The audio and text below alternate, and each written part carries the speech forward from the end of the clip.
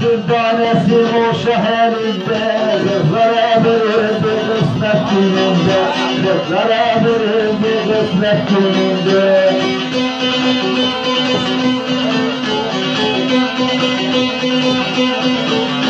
Muhammed Mustafa mühreççilinde, şehadet eyledi serman hideye.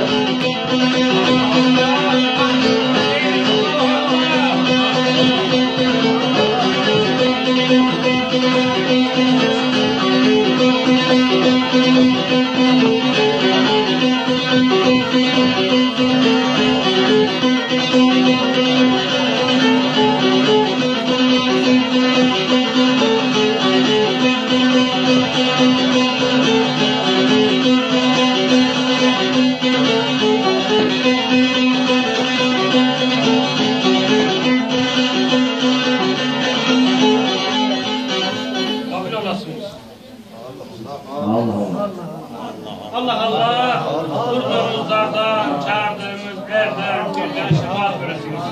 Sabahınız kutlar sabah olsun. Gerçeği.